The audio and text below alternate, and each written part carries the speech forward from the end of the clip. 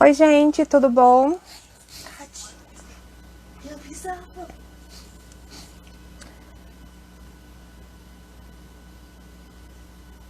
Já começou? Olá, tudo bem?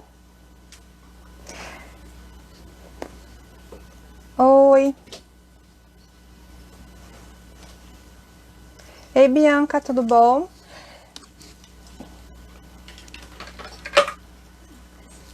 Kate, consegue entrar na Abramasto e falar com a Lisa pelo Instagram? Abramasto Nacional e Abramasto Mastocitose. Fala com a Lisa pelo Instagram para ela ajudar ela. Oi, gente, só um pouquinho que a Lisa tá meio confusa com o Instagram. Eu tô tentando ajudar ela a entrar. Eu pedi pra Kate ajudar na orientação. Tô conseguindo te ouvir, né? É, acho que sim. Vocês estão me ouvindo? Tudo tranquilo? Dá pra ouvir, né?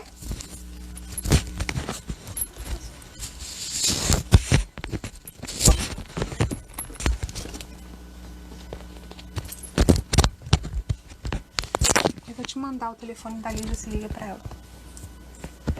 Ah, beleza. Eu vou mandar aqui o... eu vou mandar... vai dar uma travada, tá? Rapidinho. Pronto, já voltei. Tati,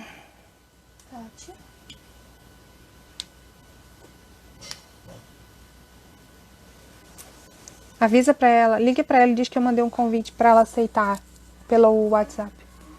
Ligue pelo WhatsApp e fala pra ela que eu enviei convite. Tá ouvindo, né? Oi, gente. Espera só um pouquinho pra Lisa conseguir se encontrar. A gente já tá chegando. Enquanto isso, eu vou aproveitar para ir falando para vocês sobre o Mar Zebrado. E aí, esse mês, acho que muitos de vocês já participaram, né? É o mês de conscientização da síndrome de Ehlers-Danlos. A gente ainda tem algumas lives pela frente. A próxima live, se não me falha a memória, é segunda-feira, que é a live com o deputado Marcelo Aro, que ele vai falar um pouquinho sobre a atuação dele junto aos doentes raros e falar um pouquinho também da gente, mas o papel dele mesmo é nos doentes raros, mas eu acho super importante porque a gente pode entender um pouco do trabalho dele e também vai nos ajudar a olhar um pouco mais, entender um pouco mais o que a gente pode estar, né, de certa forma, solicitando ou pedindo ajuda para ele. Eu acho que isso é bem legal. E ele é super empenhado, a história dele é muito bacana, ele tem um filho, né, com doença rara, então é uma causa que ele realmente abraçou e de uma forma muito intensa. Com relação às atividades, eu espero que vocês estejam gostando. A gente mudou um pouco o perfil, né, de como vai ser esse mês. Desde o dia 16 a gente está fazendo umas tarefinhas um pouco diferentes, valendo ponto para quem ainda não está participando. Acho bastante interessante, né? O prêmio no final vai ser uma zebra que a Bianca tá terminando de fazer. Acho que já terminou, né, Bianca? Uma zebrinha linda de crochê. Inclusive aqui em Brasília a gente costuma utilizar uma zebra nas reuniões que a gente faz. A zebra que a gente costuma utilizar, né, é a Diana, que é a que mais tem participado das lives. Das lives, não, desculpa, das reuniões, porque a gente usa ela para vez de fala, né? Porque senão a gente acaba falando todo mundo ao mesmo tempo, né? Ninguém espera um ou outro, então a gente usa a zebra para a hora de falar. A Bianca acabou de falar que a zebra já tá pronta, que ela vai postar pra gente no Insta já. Assim que tiver pronto, assim que ela fizer as fotografias, ela vai botar nos stories pra gente. Vai ter um especial aí que a Bianca tá preparando sobre. Bianca, você quer falar? Ah, que bom! A Liz entrou. Eu vou adicionar ela aqui.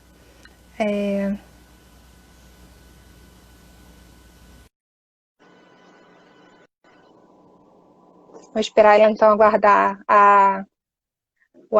aceitar, né? A live, eu acho que ela tá entrando e aceitou. Oi, Lisa! Oi, tudo bem? Lisa vai ter que virar a sua. A sua câmera, você consegue? Pode ser Isso. difícil, porque ele É o fone, né? Pois é. Eu sei, eu entendo. Pessoal, não foi mulher que desenhou isso, porque a gente teria feito com muito mais cuidado e Com pensando. certeza. Muito mais inteligência. Colocaríamos em outro local esse pininho. Exatamente. Exatamente. Seu Gente, essa é a Lisa. A Lisa é presidente da Abramasto. Eu vou pedir para ela se apresentar um pouquinho, contar um pouquinho da história dela. E daí a gente vai seguindo com a conversa e com perguntas para ela. Você quer se apresentar? Espera um minuto, porque eu quero Tá ver bom, se não eu tem problema. consigo. Um lugar melhor aí, né? Com Mas suporte, eu né? acho que eu vou ter que segurar isso na mão. Não tem outro jeito. Ok. Então, não tem jeito. Então, a gente vai então seguindo aqui com a live. Lisa, você se apresenta pra gente? Sim, meu nome é Lisa Morrison Tuller. Como se pode ouvir, sou americana, mas eu moro aqui no Brasil já há 32 anos, então eu sou quase brasileira já. Mas isso pode explicar o meu sotaque, o jeito esquisito que eu falo. Então, não repara não, se você não está entendendo, é normal. Mas dá para entender muito bem, Lisa. Bem, sou presidente da Associação de Mastocitose. Eu fundei a associação em 2013 por convite de uma especialista médica em mastocitose, porque ele queria fundar aqui no Brasil um modelo que ele fez em Espanha, que tem comprovado ser bem eficaz para tratar os pacientes. Ele queria formar aqui um centro de estudos, queria também formar um network de especialistas para que a associação dos pacientes trabalhe em conjunto com o centro e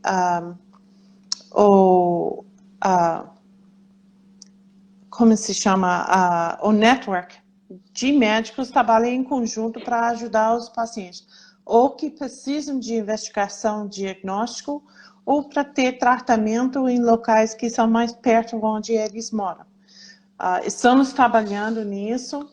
Temos um centro pequeno lá em USP, no Rio, em São Paulo. Temos também médicos espalhados em várias cidades no Brasil.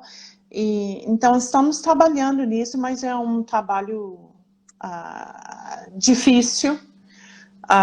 E realmente é complexo para conseguir abrir os olhos para os médicos a respeito das doenças, que não só da mastocitose, mas especialmente com a ligação com outras doenças que têm a ver com a mastocitose de alguma forma.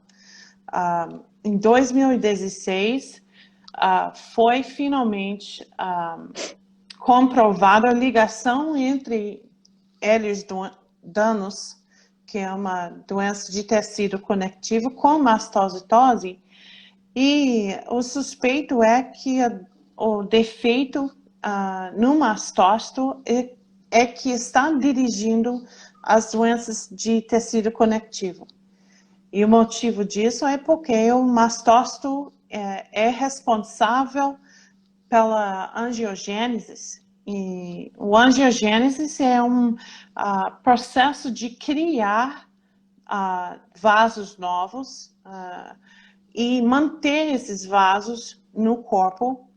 Mas para criar vasos, você precisa colágeno e outras fibras que fazem parte do tecido conectivo. Então, é por isso que o suspeito é que esses distúrbio no mastócito é o problema atrás de criar Ehlers-Danlos e as formas vasculares e de hipermobilidade e tudo isso. E pode também ser motivo de problemas gastrointestinais nos pacientes com Ehlers-Danlos, tanto quanto as reações alérgicas, os pseudo-realérgicos nos pacientes, várias situações diferentes.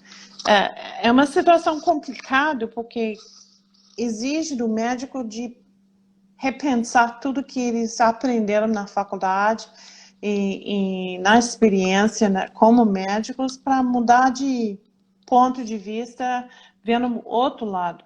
Então, é uma situação bem complexa que estamos encarando por enquanto. Entendi. Pacientes Ô, Lisa, passam por muita dificuldade por causa disso. era isso que eu ia te perguntar. Como é que é a questão do paciente, a síndrome de ativação mastocitária, o atendimento médico, se você que você vê assim, em termos de dificuldade, em termos de acompanhamento, como é que... O desafio... sim, esse aqui é um dos problemas. Não, já era ruim para o paciente mastocitose, com a forma clássica, bem conhecido, achar médico que podia conhecer a doença. Até 2010, os médicos não souberam que existia uma outra forma da doença, além do que chamam da forma clássica. Por exemplo, existe no Ehlers-Danlos aquelas 4 formas que eram considerados, reconhecidos, estudados, e os médicos podiam reconhecer dessas 4 formas. Agora que mudaram as critérios, mudou tudo. Então, para achar médicos que podem reconhecer os 13 formas, aí vai ser muito difícil, porque ficou uma situação mais desconhecida, mais difícil, e já é difícil achar médicos que conheçam Ehlers-Danlos. A mastocitose é considerada uma doença muito mais rara do que Ehlers-Danlos. E aí, para achar um médico que conhece e já ouviu de mastocitose, já era ruim. Aí, em 2010, quando mudaram, aceitaram uma critéria nova, aceitando que há uma forma nova, ficou pior. Então, isso que trouxe um desafio muito maior para os médicos que já não conheciam mastocitose, para fazer aprender que existe uma forma que não existia antes. Aí, no Brasil, os médicos, já tem muitos médicos, não vou dizer muitos, na área de hematologia, é que você vai achar médicos que conhecem ou já ouviram da palavra mastocitose. Mas essa é a forma clássica, essa é a forma mais severa, essa é a forma que ameaça o paciente. Então, você procura entre esses médicos ajuda. O problema é, por não saber que existe outra forma, que não vai preencher a critéria da forma clássica, aí eles vão investigar a forma clássica e dizer, você não tem mastocitose. Aí, se você chega para eles e dizer, mas o síndrome de ativação mastocitária ou de mastócitos, eles vão dizer, o quê? Nunca ouvi. Aí, por não preencher a critéria, por não estar atualizado, eles vão jogar fora o paciente e dizer, eu não sei o que você tem. Tchau. Boa sorte. Aí vem o desafio para achar outros médicos. Talvez na área de imunologia você consegue. Mas a maioria dos imunologistas estudam alergia. E mastocitose não tem nada a ver com alergia. Inclusive, o paciente mastocitose é tão alérgico quanto a maioria da sociedade. A maioria da sociedade, somente 24% da sociedade tem alergia verdadeira, IgE. A mastose-tose é a mesma coisa. Somente 24%, um quarto dos pacientes, tem alergia verdadeira. Aí um imunologista vai fazer um painel de alergia, vai dizer, você não tem alergia. Ele O vai, IgE pode ser negativo, né? exatamente, no meu caso, completamente negativo. Vários médicos chegaram, várias vezes eles voltam para mim e falam, não é possível, você não tem nenhuma alergia, nem para micróbios, eu não tenho, mas eu sou tão alérgica que eles não nem querem chegar perto. Por quê? Porque a alergia, essa resposta alérgica não vem de alergia IgE. Não é o problema com o sistema imunológico. É um problema em que o mastócito, uma célula da área imunológica, tem defeito e não se comporta direito. Ele Lisa, é hipersensível. Você poderia dizer para a gente como é que seria o diagnóstico, então? Esse que é o problema. Para achar um médico, por exemplo, eu ajudei os médicos a criarem um network de especialistas. Entre esse network de especialistas, eu posso indicar talvez uns 4 médicos, 5 médicos no Brasil que podem com facilidade reconhecer a doença e investigar o paciente com sucesso. Uma mão cheia de médicos. É muito pouco, né? É muito pouco, é muito pouco. A maioria do trabalho da Abramasco, por enquanto, tem que estar na forma de educar não só o paciente como viver com a doença, mas educar o médico também. Se a gente não alcança os médicos, não vamos ter médicos que podem investigar os pacientes. Tem um monte de gente por aqui, especialmente na área de Ehlers-Danlos, que tem esse problema de alergias, em que os médicos não sabem como reconhecer. E o fato que a ligação entre Ehlers-Danlos e a mastose-tose tem só 4 anos, estamos nem engatinhando ainda. A gente nem sentou no berço. Muita pesquisa para ser feita ainda, né? Muita coisa para aprender, né? Muita divulgação, muita pesquisa, muita coisa. Aprendizado. Muito trabalho na nossa frente. Então, esse que, felizmente, porque eu estou bem ligado com os médicos, eu tenho como indicar médicos que podem especializar. Também temos criado um formulário para distribuir. Ai, português. Distribuir. Sem problema. To distribute.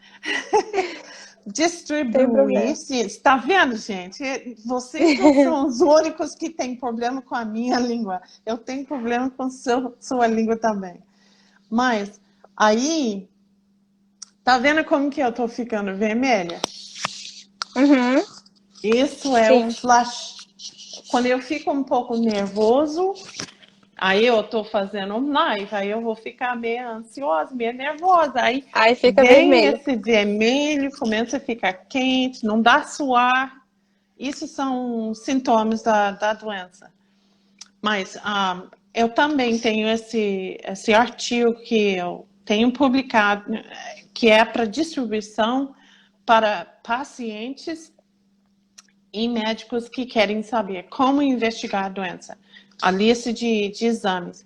Uma das coisas principais, um dos exames principais, caro, mas principal para investigar a mastose-tose, o suspeito de uma forma que liga Ehlers-Danlos com a mastose-tose é triptase. O nome dessa doença, existe o que chama de hipertriptasemia. Que é ligado a Ehlers-Danlos. Ai, meu Deus. É ligado a Ehlers-Danlos, mas ela também é fibrose cística, né? Costuma estar associada. Onde você tem o fibrose, você tem mastócito. Ele é a causa de fibrose.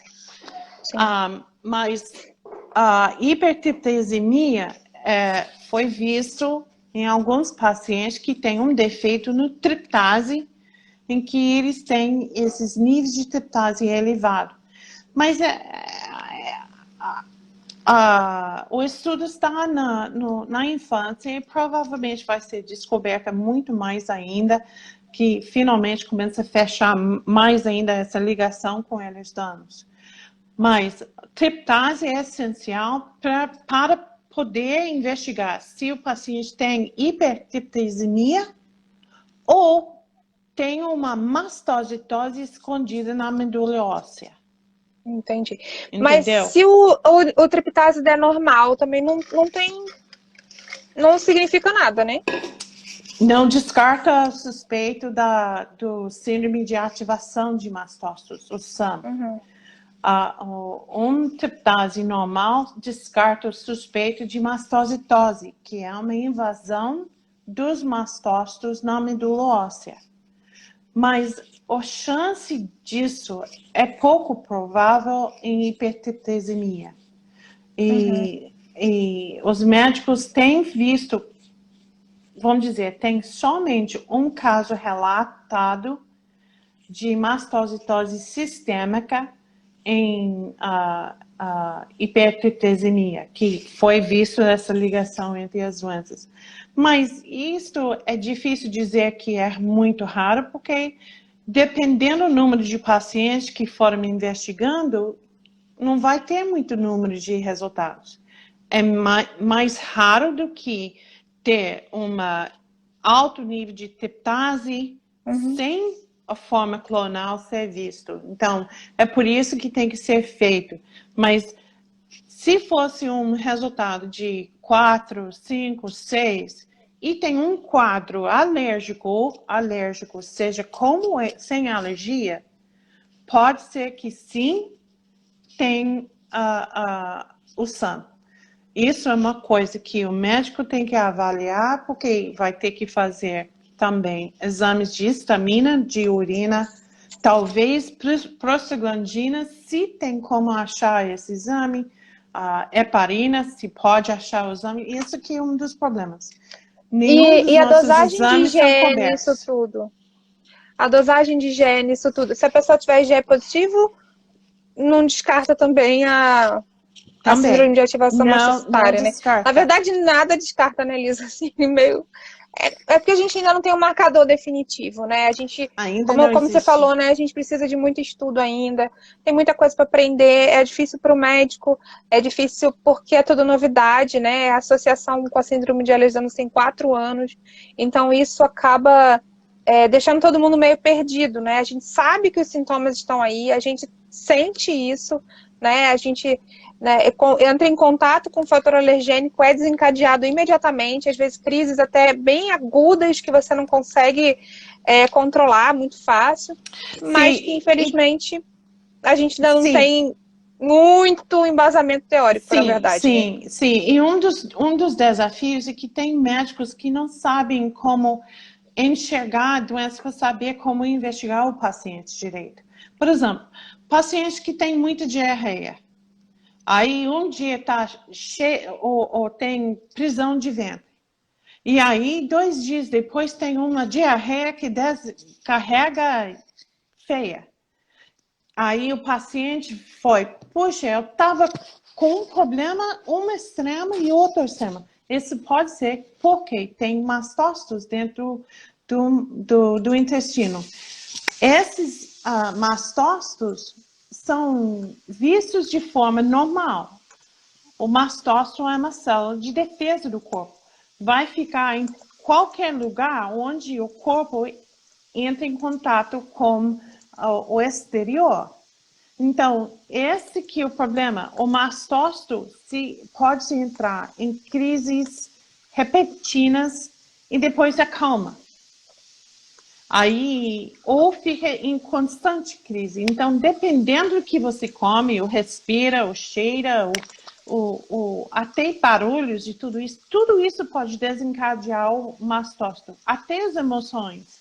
Então, o médico, às vezes, se tem muito envolvimento intestinal, é preciso para um gastroenterologista fazer biópsias do tubo digestivo inteirinho, da boca até o ânus, tirando biópsias, submetendo essas biópsias para exames especiais que procuram para o mastócito. Então, se o médico só faz uma histopatologia normal, comum, não vai ver. Por quê? O mastócito é uma célula muito difícil de enxergar e tem que ser feito exames imunohistoquímicas para enxergar o mastócito em si. Ao enxergar o mastócito, tem que ver, será que ele está em conjunto agregado? Ou será que está espalhado em números grandes? Ou será que tem só aumento de lá para cá? Dependendo, você vai ver, um aumento de mastócitos não significa mastocitose, significa inflamação. É muito confuso, mas né? Um número muito difícil. grande de mastócitos pode significar mastocitose. Um agregado de mastócitos significa, sim, mastocitose. Mas isso pode ser chamado a enterocolite mastocitária. Então, isso até os médicos ficam sem saber exatamente Confusos, o que é. né? Exatamente. Então, é difícil. É uma doença em descoberta. E isso tudo que é dificulta novo é tudo. mais ou menos assim, né? A gente fica meio... Até a síndrome de Alessandro, apesar de ter 100 anos de história, a gente ainda tem os últimos... de 2017 para cá, que as coisas começaram a fervilhar um pouco mais. Então, eu acho que tudo isso é novo junto com a própria síndrome de Alessandro, que traz novidades também, né? Se parte do problema com essas doenças novas, ou vamos dizer, em descobertas, sim, é que às vezes estão ainda desenvolvendo procedimentos ou equipamento que são sofisticados o suficiente para detectar a doença melhor. Então, daqui a 5 anos, pode ser que inventem uma nova metodologia, uma nova máquina, um meio de enxergar o que não tinha enxergado antes. E aí eles falam, nossa, olha que novidade. A gente já sabia. Ô, Lisa, tem algumas perguntas que estão fazendo, que eu vou vendo aqui as perguntas enquanto você vai falando, tá? Mas tem algumas perguntas que eu não sei se não ficou específico demais. Eu até escrevi aqui, que é relação de eosinófilo em nódulos, eosinófilos em biópsias e tal. Aí eu não sei se a gente deixa essas perguntas para a doutora Ana Mosca. Vale a pena de perguntar, mas pode ser que eu também estou sabendo de casos, porque eu converso já há anos com os pacientes. E muitas vezes os pacientes vão contando do que foram descobertas, e porque eu estou em contato com autoridades, eu talvez tenha como de ajudar nisso.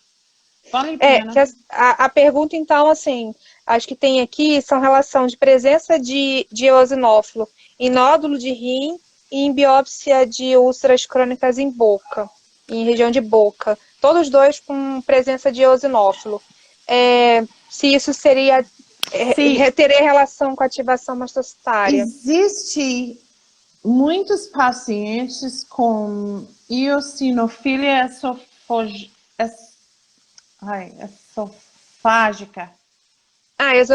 Esofágica, sim. Ok.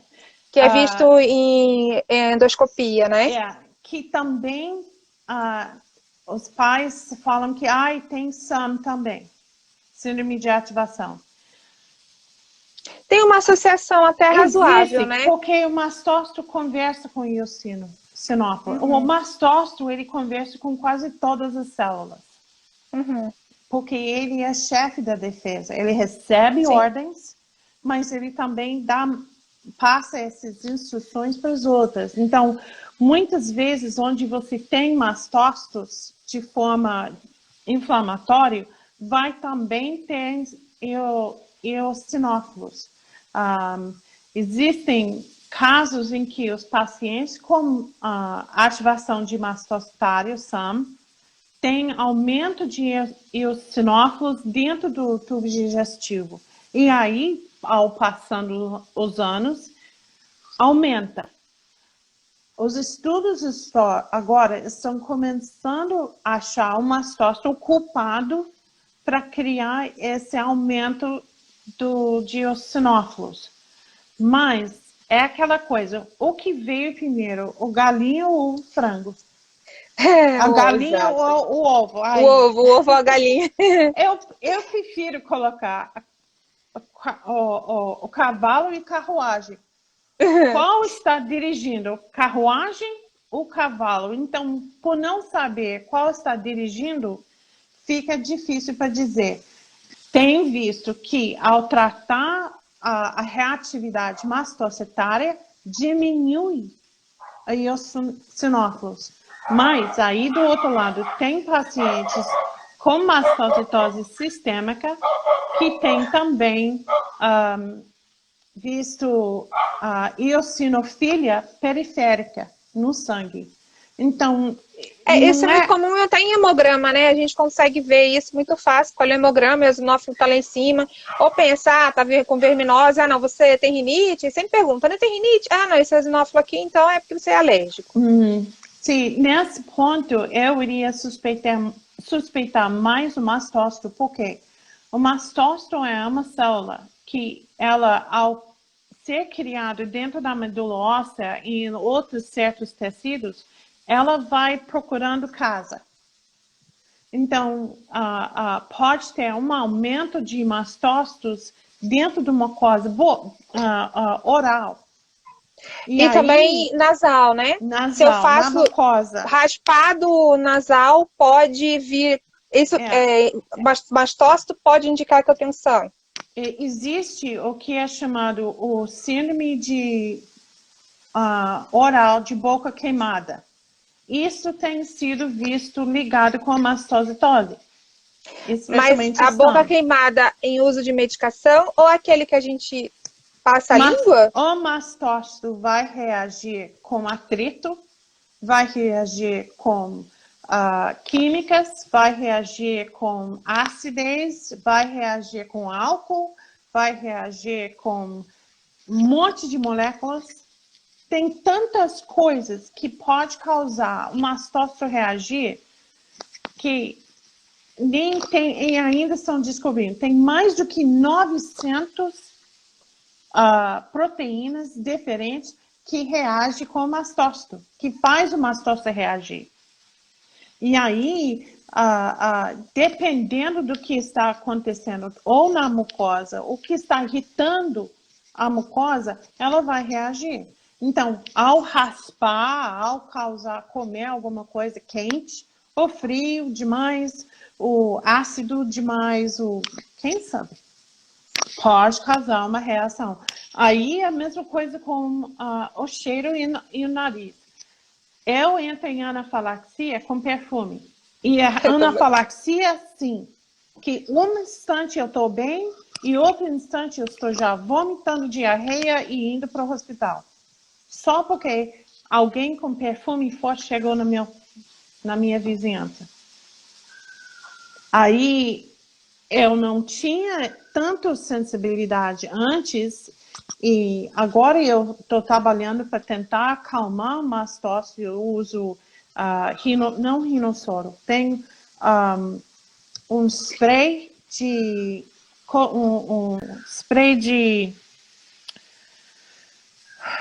espera aí.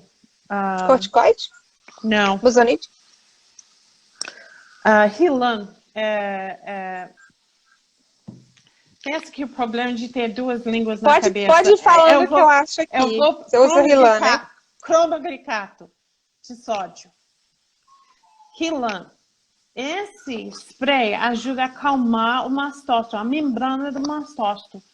A gente toma esse tipo de remédio, colírios com cromoglicato ou cetotifeno também são úteis para acalmar a membrana do mastócito, fazer ele ficar calmo. Entendi. Mudando um pouquinho de assunto, na verdade, só bem rapidinho, a gente estava falando antes sobre a dificuldade, né, de profissionais de saúde, de ter pessoas com capacitação para estar fazendo atuação, né? Esses profissionais, você disse que 5 contam na sua mão, né? Em Brasília, por exemplo, você não falou para mim recentemente que não tinha ninguém para fazer esse tipo de tratamento, né? Então, São Paulo e Rio, né? Mas sim tem um médico que está afim de aprender e quer entrar em contato com os nossos médicos, temos como criar essa ligação entre eles. Uhum. Estávamos querendo criar um evento para treinamento de médicos, mas com esse Covid, aí acabou. Elisa, eu imagino, mas acho que a gente consegue adaptar, tá tendo muito congresso via Zoom, via plataformas, isso é uma e tá coisa funcionando que estamos relativamente conversando com os bem. médicos, que a gente está querendo montar algum tipo de congresso médico para poder tratar dessa necessidade de educar os médicos, outros médicos. Sim, eu acho que isso é uma proposta muito interessante.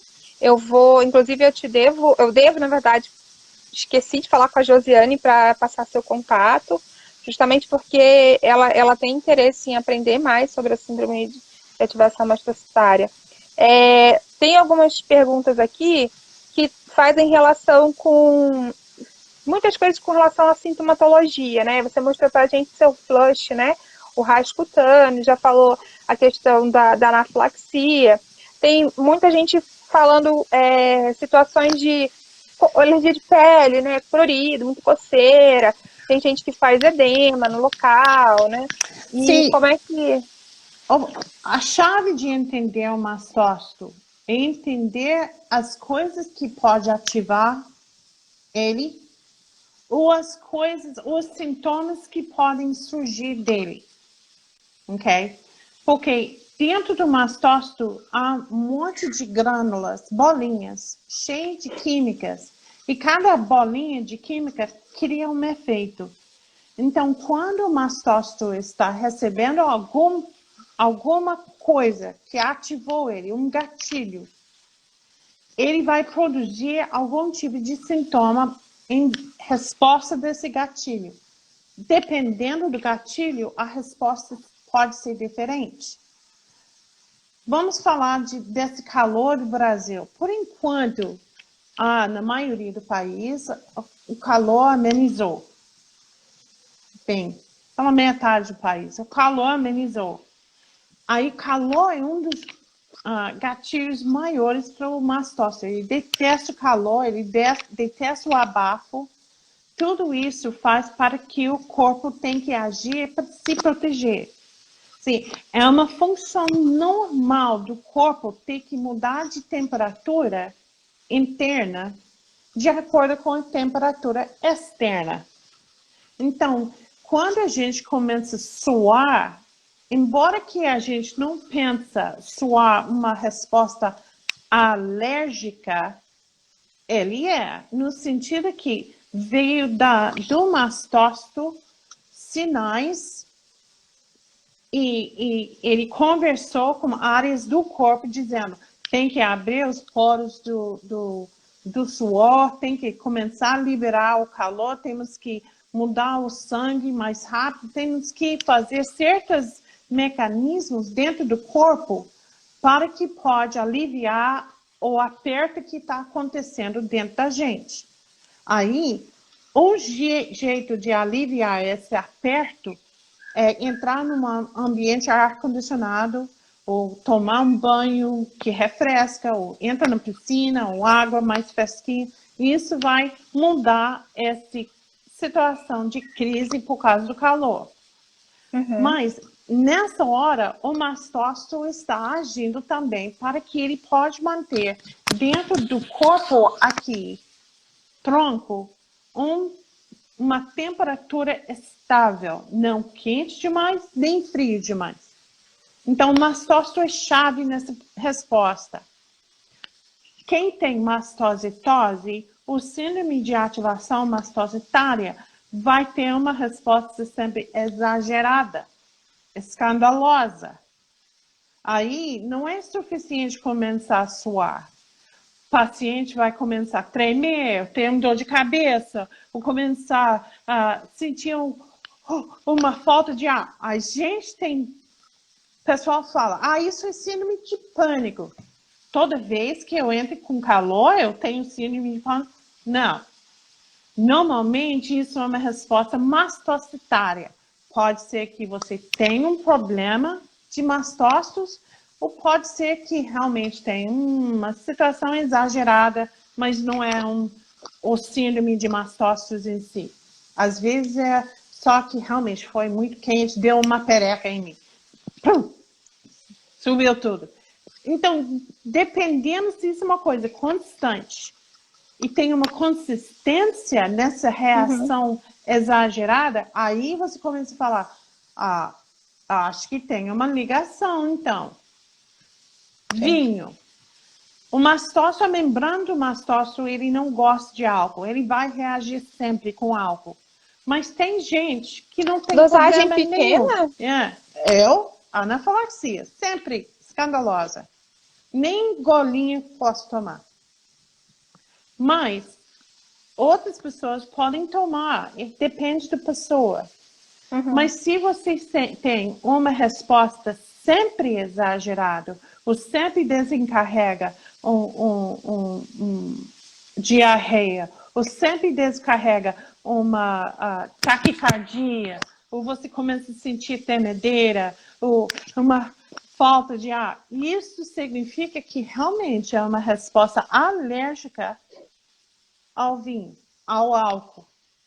E existe também aquele síndrome, eu não lembro o que é, pessoal que toma vinho vermelho tem uma resposta alérgica. Isso é porque dentro do vinho vermelho tem certas substâncias que também podem atuar o mastócito.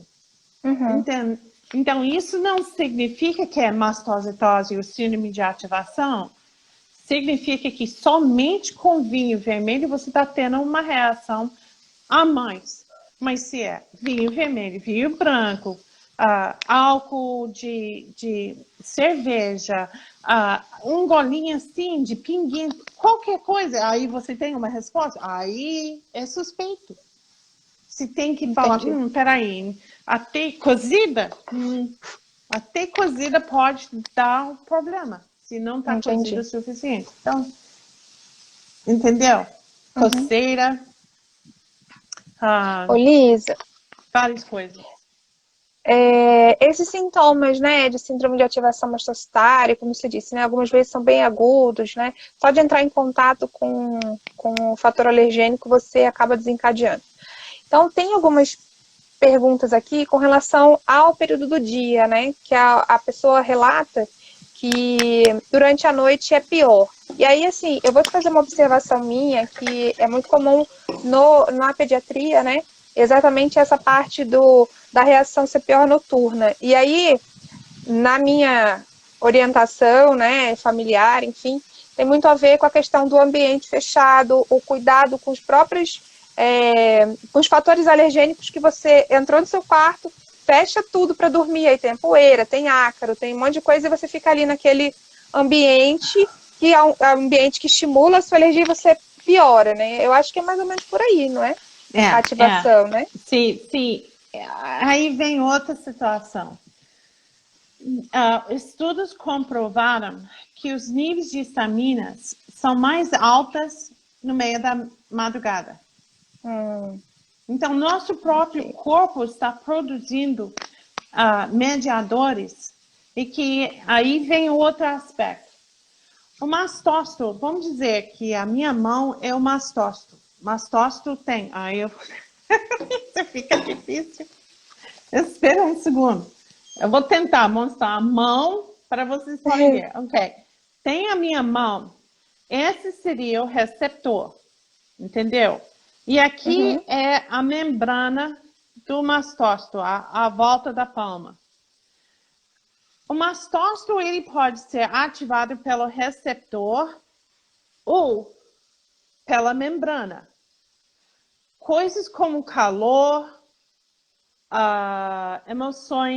calor, frio, álcool, certas coisas vão ativar pela membrana, ok? Contraste. Outras coisas vão ligar ao receptor e vai criar essa situação de mandar uma mensagem para o mastócito do que ele tem que liberar. Dependendo do que ele liberou, vai produzir certas respostas. Ok. Vamos dizer que para pessoal que tem problema de comer ovo, existe o que a gente chama de receptor IgE. E aí o IgE, cada vez que ele liga, ele vai mandar uma resposta que faz para que a membrana se explode. Então, vai liberar um monte de mediadores, um monte de químicas do mastócito. Mas vamos supor que a pessoa começa a comer limão. Comeu limão. Aí esse, vamos dizer, é receptor para a acidez cítrica.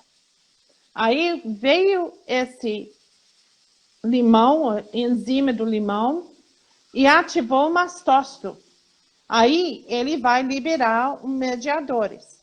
Mas o problema é que se você continua tomando limão, ele vai dizer, nossa, eu preciso crescer mais receptores.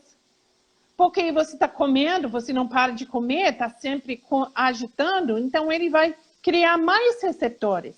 Vai significar que vai causar mais reações, vai ficar uma situação constante. Então, por exemplo, perfume. Você não precisa o receptor. Mas precisa? Ele não cria alergia, não existe alergia de perfume. Mas ele usa receptores para ativar o mastócito. Então, cada vez que você exposta o perfume, eu quero tomar um perfume, eu não estou me sentindo muito suado, mas ele me dá uma dor de cabeça. Cada vez que você usa, vai ficar piorando a situação. Não porque tem IgE para criar, mas porque criou mais receptores. Ele vai ficar mais sensível. Então, pode ser que você tenha que cortar todo. Eu tive que jogar fora todos os meus perfumes caras que eu ganhei, que eu tinha. Eu não tive opção, tive que doar. Minha cunhada amou, minha filha amou, eu não posso usar, nem posso chegar perto. Mesmo que eu adorava. Porque fiquei sensível demais. Então, uma questão de, como se fosse alergia, eu tenho que fazer uma escolha. Se está me ativando tanto assim, eu tenho que me afastar e achar outra situação, outro meio para lidar com o problema. Aí a pessoa que tem muita sensibilidade ao uso do detergente de lavar louças, ou lavar roupa, ou usa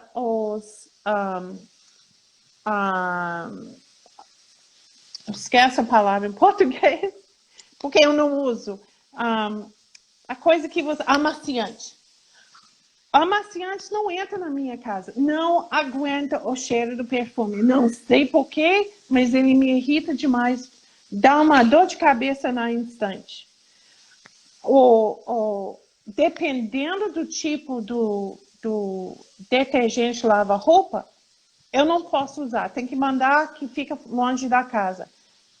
Alguns eu achei que eu consigo usar, outros não. Mesma coisa com detergente lava-louça.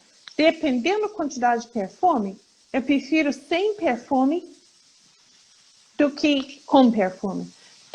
Desodorante. Sempre tem que ser sem perfume. Não posso usar com perfume.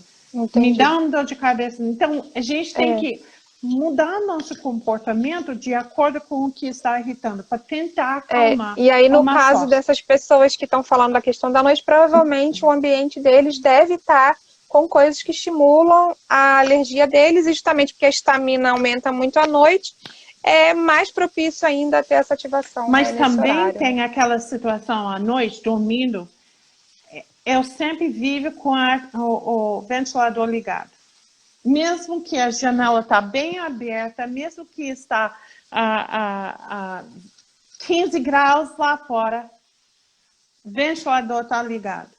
Eu posso estar até aqui com cobertor, porque eu tenho que respirar ar fresco. Senão, eu vou começar a me reagir por causa do calor do meu próprio calor.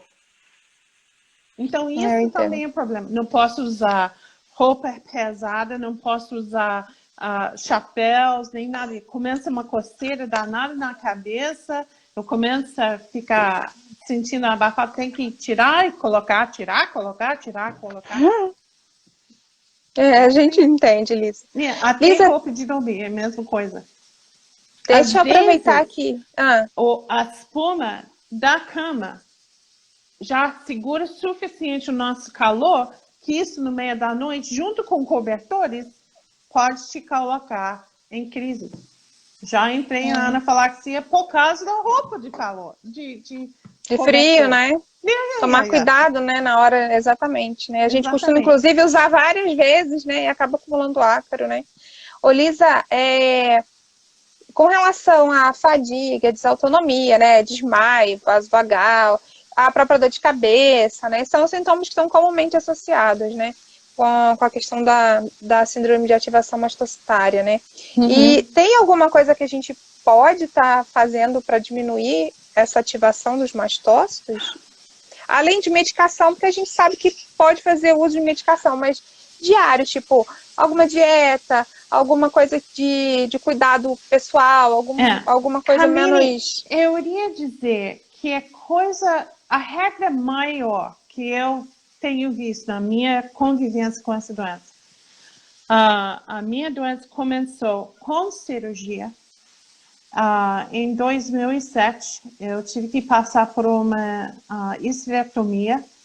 E aí, na mesa da cirurgia, é que começou a reagir à anestesia, ao trauma que a cirurgia causa ao corpo. Aí desencadeou a doença e forçou ela a sair. Junto com isso, meu corpo mudou de um dia para o outro. Aí comecei a ter hemorragias, comecei a ter reações alérgicas, comecei a apresentar anafilaxia com remédios e tudo isso. E além disso, comecei a ficar com dificuldade de ficar de pé, parado. Aí eu não podia cantar mais na igreja. Se eu estava cantando em pé, eu quase desmaiava. Se eu fosse andar muito, começava a dar um nó no estômago, virava para sentir náusea e tudo isso.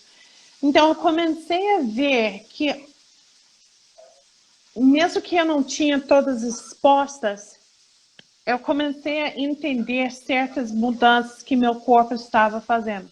Ao longo do período que eu fui descobrindo a doença e comecei a conversar entre os pacientes, eu fui aprendendo as causas e as situações.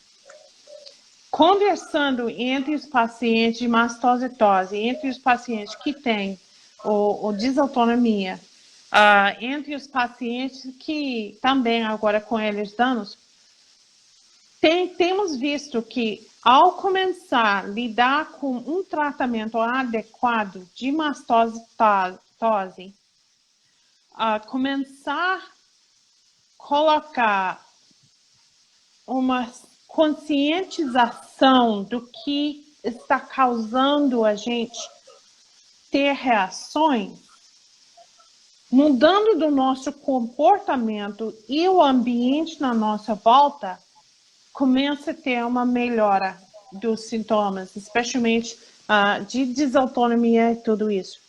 O problema com desautonomia é que não é só o fator mastocitário que está envolvido, mas ele é considerado um chave principal. E o motivo é porque o mastócito está cheio de neurotransmissores E quando ele está sempre ativado, ele faz para que o sistema nervoso fique sensível demais. É como se fosse um fio de eletricidade. Se ele tem uma carga muito acima do que ele é capaz de aguentar, ele começa a queimar a capa, ele começa a queimar os fios. Eu acho que a desautonomia é muito ligado com esse problema de ter energia demais, sempre em fluxo, não tem um descanso. E ele começa a queimar o sistema. E aí, isso é porque o paciente realmente ele tem que trabalhar em conjunto com o médico, ele tem que ser parceiro do médico dele, sempre tentando ter uma conversa, matando as dúvidas. Será que eu reagi com essa coisa? Começando a manter uma agenda, um jornal, em que ele vai relatando o que ele comeu, o que ele fez, o que ele aconteceu. É o diário, né? Que a gente faz o diário da dor, a gente tem que fazer um diário da alergia, né? Mas até de comportamento.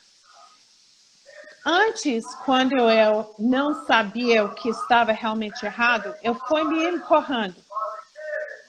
E esse empurra é que me fez reagir.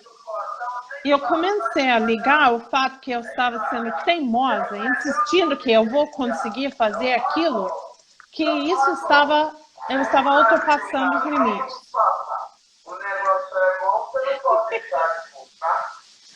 Gente, desculpa, meu vizinho aqui. É hora de passar o pão de queijo e a pamonha. Pede pra mim, a pamonha. É o Brasil. Foi mal. É o Brasil. Isso é coisa boa. Isso é uma coisa de cultura boa da cultura brasileira. Eu gosto disso. Americana não tem isso, não. Pois é. Bem, de volta. Ok. Eu sempre, por exemplo, eu cozinhava e ficava cozinhando. Pilotando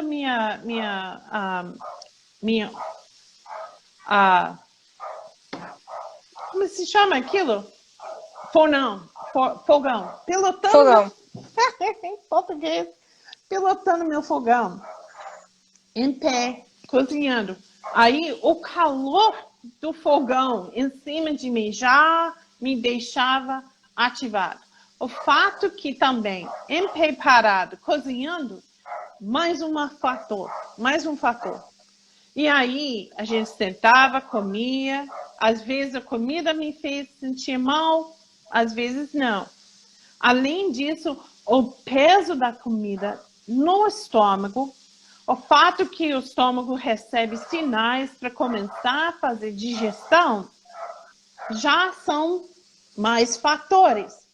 Aí, eu levantava logo para começar a lavar a louça, e aí, ficar parado em frente da pia já era suficiente. Eu entrava em anafilaxia. Nossa. E aí, meu marido falava, poxa, toda vez que você vai para lavar a louça, você vai passar mal? Eu estou começando a achar que isso é psicológico. Não. É que eu tinha esgotado a situação. Eu tinha 5 fatores que eu já estava acumulando para desencadear uma crise. E o último gota foi ficar parado em frente da cozinha. A desautonomia. Então, hoje, como que eu faço isso? Eu dou mais tempo para cozinhar. Eu fico com o ventilador bem ligado em cima de mim, mesmo que eu estou dirigindo o fogão. Eu tomo anti-histamínico enquanto que eu estou fazendo esse processo. Eu fico sentando, cortando legumes, fazendo preparo. Eu sento durante esse período. Muito interessante, né? Você faz a forma como você conseguiu, né? Pronto, gente, caiu, mas a gente está de volta, então. Lívia caiu, desculpa. vamos continuar. Não tem problema, não. Aí, o que acontece? Depois que eu dirijo a cozinha, depois que a gente senta e come, tem um dia que eu não tenho energia mais para arrumar a louça. Tem dia que eu tenho. No dia que eu tenho, eu vou direto, eu vou lavando a pia. Um dia que eu não tenho, meu marido toma. Não tem saída, a doença é isso, tem que respeitar o seu corpo e os limites. Não pode empurrar, e isso é a lição maior que eu aprendi com essa doença. Não pode desrespeitar os limites do seu corpo, não pode ficar empurrando. Se significa que os membros da família têm que levantar e começar a ajudar, então tem que ser. E falando em membros da família, Lisa, é normalmente hereditário, né? Os filhos acabam tendo, né? Você mesmo contou para mim sobre a história dos seus meninos, né? A questão do diagnóstico, que um tem, que não tem, enfim. Kaline, dependendo dos médicos com quem se conversa, eles vão dizer não. Eles vão dizer que isso não é hereditário. Tem um grupo de médicos pesquisadores da Alemanha, um grupo pequeno nos Estados Unidos, que eles acreditam que existe sim defeitos no mastócitos e que um ou dois membros da família vai apresentar a doença plena e os restos vão apresentar nada ou só algum tipo de atividade ou eles vão se achar alérgicos. Por acaso, minha família é uma família em que a gente tem o defeito em quase todos os membros da minha família. Primos, inclusive, minha tia e meu pai. Estamos sendo estudados porque todos nós temos aneurisma de aorta. E aí os médicos lá de Harvard levantaram suspeito que em gente tem todos nós com esse defeito no mastócito e que está dirigindo situações diferentes na família. Então, quando eu vou olhando para meus irmãos, minha tia, meu pai, meus filhos, eu enxergo a atividade. Mas não é assim para todos. Tem muitos casos em que a doença só fica com uma pessoa. E esse que é o desafio. Você iria achar que seria todos, demonstrando algum tipo de grau de atividade. Mas nem sempre. Mas eu acho também, um dos problemas que está atrapalhando é que, por exemplo, na Ehlers-Danlos, você fala, todo mundo tem essa coisa de ser hipermóvel. Na minha família, somos 6 crianças, irmãos, e entre meus irmãos, um só é hipermóvel.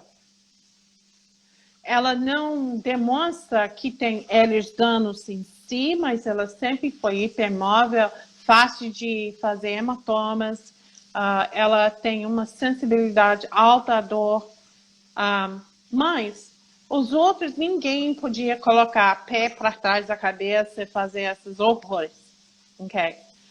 Eu, no caso, eu não tenho flexibilidade suficiente. Eu e minha irmã, outra irmã, ela teve que passar por cesariana porque o colo do útero dela não abriu. Foi a mesma coisa que eu não abri o meu colo. Eu tive que passar por 3 cesarianas por esse mesmo motivo. Não abriu o colo o suficiente. Mas, quando eu fui examinada por um médico lá do Fiocruz, no Rio de Janeiro, ele olhou para mim e ele falou, eu jamais iria suspeitar Ehlers-Danlos no seu caso. Ele falou, a única coisa que eu acredito que tem é por causa do fato que eu tive cirurgia e o cicatriz de cirurgia para corrigir o aneurisma de aorta. Na minha família, o defeito do tecido conectivo se demonstra mais na aorta da gente, é uma questão vascular. E aí, as autoridades do Harvard falaram para mim, foi 2 anos atrás, disseram, hoje, essa autoridade, ele já estuda Ehlers-Danlos, Marfan's e doenças cardiovasculares em família, como do aneurisma de aorta. Então, ele chegou para mim em 2010 e disse, já achamos o defeito genético Mendelian que cria o defeito de aneurisma de aorta, Ehlers-Danlos-Marfan. Por isso que hoje mudaram os critérios de Ehlers-Danlos, porque reconheceram que é o mesmo defeito dirigindo tudo isso. Uhum. E aí, Lisa, 2 anos atrás, ele você me chegou falou... a fazer teste genético para... Não, né? Tentamos um pouquinho, mas eu tive problema com convênio. Mas esses médicos lá de Harvard estão investigando isso. Uhum. Eles chegaram para mim e falaram 2 anos atrás que o Ehlers-Danlos está já cabendo o defeito genético do aneurisma de aorta. Ô, Lisa, Então, é critério foi colocado nesse diagnóstico, critério. inclusive para hipermobilidade junto com Marfan e tal, assim, mas pro o tipo hipermóvel, o seu tipo, qual seria? Ele falou com você alguma coisa? Sim, essa aqui eu não iria caber dentro da critério. O único jeito que... Agora, eu tenho escoliose, todos os 3 meus filhos têm escoliose, tem 3 irmãos meus que têm escoliose.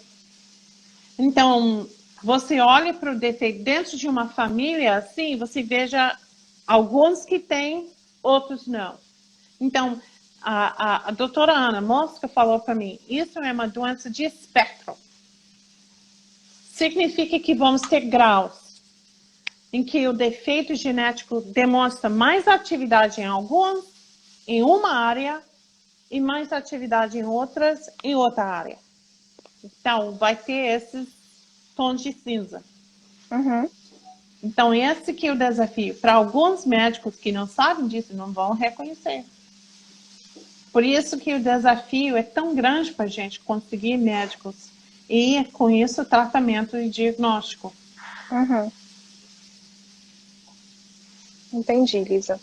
Isso é bem complexo mesmo, né? A gente já conversou durante bastante tempo e eu senti muita dificuldade no entendimento da síndrome de ativação mastocitária. É aquilo que você falou, né? É uma doença nova, com muita sintomatologia, e assim como a síndrome de Ehlers-Danlos, a gente é diferente, né? As sintomatologias não são as mesmas, e os critérios diagnósticos ainda não são tão bem estabelecidos, né? Assim, existem os critérios diagnósticos para síndrome, para mastocitose típica, né? Mas para síndrome de ativação mastocitária, não está muito complicado, claro, né? Especialmente quando é ligado com Ehlers-Danlos. Eu, ano retrasado, conversei com um dos pesquisadores lá do NIH, em Maryland, que ele descobriu a ligação entre o Ehlers-Danlos e mastocitose. Eu perguntei a ele se tivesse algum tipo de perfil ainda, de como que é a apresentação dos pacientes. Ele falou não. E aí, da minha observação, do que eu tenho visto, eu acho que os pacientes que parecem que têm mais defeitos do lado conectivo têm menos tendência de apresentar as reações alérgicas. Aí teria menos apresentação do SAM. Enquanto que você tem o outro lado, os que têm mais apresentação de SAM, indo mais para a forma mastocitose sistêmica, eles vão apresentar menos problemas de hipermobilidade, entendeu? Do Ehlers-Danlos. Eu não sei se isso é correto, a minha visão disso. Eu não sei se seria, na prática, a verdade, mas sim, um dos desafios que os pacientes de Ehlers-Danlos têm é que eles têm problemas gastrointestinais. O fato é que todo mundo sempre falava, é por causa do fluxo sanguíneo não sendo adequado, ou porque os vasos são tortuosos, ou porque o tecido conectivo não está agindo de forma correta, então está atrapalhando a absorção da comida. Mas quando a gente começa a mudar de postura e ponto de vista e ver que tem mastócitos, um monte de mastócitos, a partir do momento que abre a boca até o fim da linha, e aí os mastócitos são sempre ativos, procurando para alguma coisa que vai ser de inimigo e vai reagindo, aí você começa a pensar, se eu fosse comer certas coisas e sempre está me dando uma então eu tenho que questionar se é o Ehlers-Danlos em si causando o problema. Ou, por exemplo, um alto nível de acidez no estômago. Histamina é responsável pelos níveis de acidez no estômago. Então, se a pessoa tem gastrite, se a pessoa está sempre com refluxo ou alguma coisa assim, pode ser que não é algo a ver com a mecânica do tecido conectivo. Pode ser que é o mastócito que está reagindo àquela coisa. Entendeu? Então, esse é que faz dificuldade, porque significa que os médicos que conhecem Ehlers-Danlos têm que aprender de um ponto de vista diferente que jamais tinham pensado antes. É. Aí, quando eu conversei com esse geneticista lá do Fiocruz, eu expliquei esse ponto de vista diferente. Ele ficou espantado. A queixa dele literalmente caiu. Ele falou, eu nunca tinha pensado assim antes. Eu falei, bem, isso é o desafio. Aí, e quando alguém fica ansioso, não, é que você é uma pessoa ansiosa. Você é nervoso demais. Aí vamos te dar um É muito comum, calmante. né? Mas o mastócito, se você fica nervoso ou fica ansioso, isso é um sinal para o seu cérebro que tem um perigo. Um leão está atrás de você e vai te comer. Então, esse sinal emocional alerta o cérebro. Está em perigo. Isso vai liberar um monte de químicas dentro da cabeça que vão para os rins, para os suprarrenais, vai ativar cortisol, vai ativar um monte de químicas que vão direto para o mastócito que está cheio de receptores para essas coisas. Aí vem a falta de respiração correta, dispneia, a taquicardia, aquela tremedeira. Nossa, não é pânico, não é ansiosa, é que o mastócito está reagindo.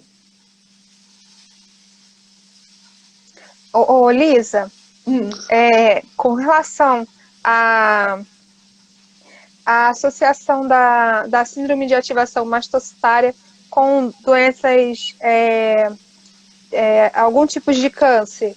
Você até falou para mim, né, quando a gente conversou, que tinha... Porque quando você faz, né, dá alterado, né, você tem que fazer investigação, até biópsia de medula segue na linha de investigação, né? E que, dando mastócito, aí você poderia ter, né, câncer. Mas não é todo mundo que tem síndrome de ativação mastocitária que teria uma associação com doença cancerígena, né? Até porque é uma coisa diferente da outra, né? Isso que a gente já tem os protocolos, né? Fala pra gente um pouquinho. Ok. Existem duas formas principais de mastocitose. Mastocitose seria a palavra comum mais reconhecida pelos médicos.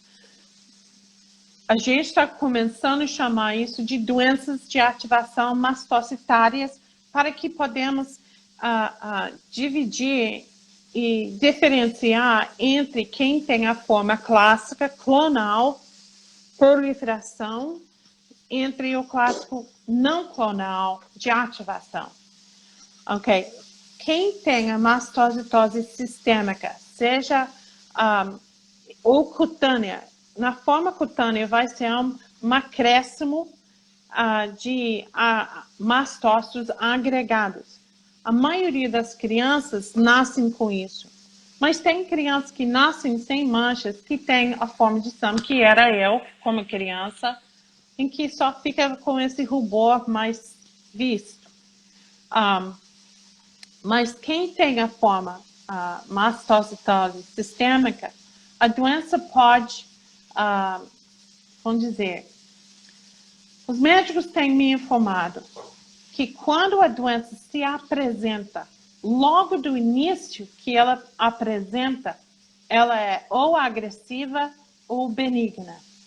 Significa que uma criança que nasce com tomada de lesões e manchas na pele, provavelmente nasceu com uma forma mais séria, poderia ser até agressiva. É muito raro, é muito raro. Agora, enquanto adulto, quem tem a doença agressiva pode surgir de repente e aí vai surgir de forma vista no sangue. E aí, por exemplo, alguém começa a sentir um cansaço, começa a sentir um desânimo, uma situação, vai para o médico e veja... Fadiga que você está falando? Pode ser. A fadiga acompanha essa doença porque o mastócito leva 3 dias para se recuperar. Então, fadiguez já faz parte, como se chama aquela doença de fadiguez crônica? Síndrome da fadiga crônica? Encefalomielite miálgica. Isso está ligado com mastócito. Até que ponto é mastocitose, o SAM, a gente ainda não sabe, mas está ligado. E a fadiguez crônica acompanha o paciente mastocitose, faz parte. Então, é complicado lidar com a situação, porque é um gasto a mais de mastócitos e aí leva muita energia para ele se repor. O mastócito sempre busca equilíbrio. Então, esse que é parte do problema. Mas quando um paciente já tem um quadro realmente grande de fadiga, vai para o médico, faz uma avaliação e começa a ver anemias, e começa a investigar esse motivo de anemia, e isso pode ser que é a mastocitose de forma mais agressiva. A mastocitose agressiva, como qualquer outra doença agressiva, é fácil de achar. É fácil de descobrir. Por quê? Ele se muda dentro da medula óssea. Então, ele vai mostrar que os exames de medula óssea, o de fígado, o de pâncreas, estão alterados. De baixo também. Então, esses exames é que revelam a cara da doença realmente grave. A maioria da gente, a grande maioria da gente, não tem esse caso. Sim. E aí, por isso que os médicos pedem triptase. Quando um paciente já de normal, hemograma completa, se não demonstrar nada de anemia, nada de mudança na medula óssea, já descarta o suspeito de agressiva, já, logo do início. Agora, o que os médicos fazem quando começam a suspeitar de mastocitose é pedir esses exames de biópsia da medula óssea, dependendo do triptase, pedem também um rastreamento de tubo digestivo. Infelizmente, nenhum dos exames nossos consta na lista do SUS. O triptase é um exame caro, mas o problema é que essa doença, o flush cutâneo que vocês viram, os sintomas alérgicos desse tipo de comportamento reacional é parecido com uma doença que é um câncer de neoplasia verdadeira, que é chamado síndrome carcinoide. O síndrome carcinoide é um tumor neuroendócrino. E ele faz um síndrome tão parecido com mastocitose que a maioria da gente que não tem mancha tem que passar pela investigação daquele tumor antes de voltar para olhar para mastocitose. Por quê? porque quem não tem mancha corre risco de estar com esse síndrome de carcinoide, e que é uma doença maior, comum, não é comum. Ele é mais visto, ele ocorre mais do que a mastocitose, supostamente. Então, Entendi. o protocolo, o procedimento é investigar aquilo que é mais perigoso antes da coisa menos perigosa. E por ser um câncer verdadeiro, tem que investigar ele. A hemastocitose, na maioria da gente, não é um câncer, não é um perigo, é uma doença benigna. Agora, para mudar um Benigna, pouquinho... mais ou menos, assim. Ok, Não, ela pode aqui- causar morte só se for com a anafilaxia Ok, errada. aqui vem isso que há uma briga entre os pacientes e as autoridades. Que a gente está sempre reforçando.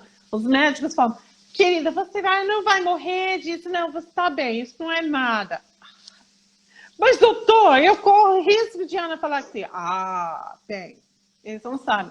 Se essa que há uma briga entre os pacientes tentando reforçar que estamos em perigo, sim, por causa da anafilaxia. Mas, e aí vem as parênteses. Existem pacientes, os médicos estão descobrindo, paciente que tem fome de SAM tem sintomas muito mais frequentes e às vezes mais graves do que os pacientes que têm o acúmulo, proliferação do mastócito dentro dos tecidos, ou seja, a mastocitose sistêmica. Eles não entendem por que ainda. O suspeito é grau ou quantidade de defeitos de ativação no mastócito em vez de proliferação. Na forma de mastocitose sistêmica, o problema com a célula ficar proliferando não é que ele está se dividindo como se fosse um câncer verdadeiro. É que ele não morre. E por ele não morrer... Ele é produzido toda hora e fica só acumulando. Entendi. Ele se ele é uma doença clonal. Ele se replica. Mas ele se replica de forma muito, muito lenta. Muito lento. É uma doença até lerda, tão lento que ele fica. Aí, o que acontece é que esse mastócito também produz um tipo de cola na volta dele, e fica melecado. E aí, ele gruda. Por isso. E aí, ele faz festinha onde ele estiver.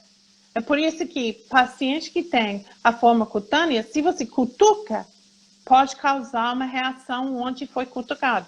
Se tem um mastocitoma, que é um tumor de mastócitos, ele pode até, cutucando ele, causar anafilaxia só por cutucar. Então, mas existe paciente, por exemplo, que tem a fitose sistêmica, mas não tem nenhum sintoma alérgica. O médico nem sabe que o paciente tem, o paciente morre, e aí os médicos vão para fazer a autópsia e descobrem, tinha mastocitose agressiva, sem ninguém saber. Então, tudo isso indica que o mastócito possui defeitos de ativação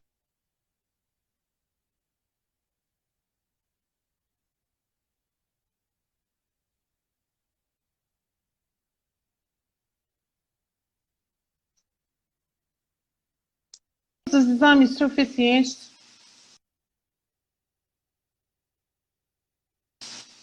Entendeu? Lisa, eu não sei se falhou para todo mundo, falhou para mim. É isso que você falou. Eu acho que falhou para todo mundo. Eu estava olhando aqui. Você pode repetir? Falou o quê? Você saiu da tela? É porque quando sai, ele congela você. Esse pedacinho que você falou com relação ai, Ativação. meu Deus, até eu tô perdida. Isso. Um dos desafios que a gente está encarando a doença é que tem pacientes que têm mais ativação sem ter tanto acúmulo de mastócitos.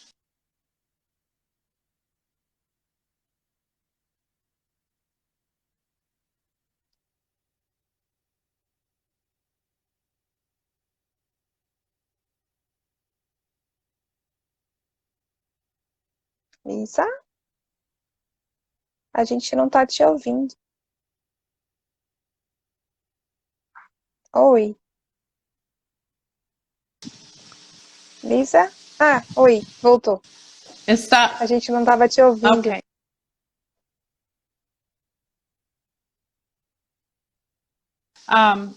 É que A bateria.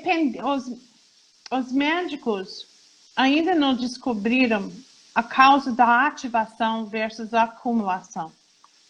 Uhum. Eles sabem que existem defeitos que criam um acúmulo, que não deixam o mastócito morrer quando deve morrer. E aí sabem desse defeito, mas estão ainda descobrindo novos defeitos e que pode ser que esses defeitos estão criando a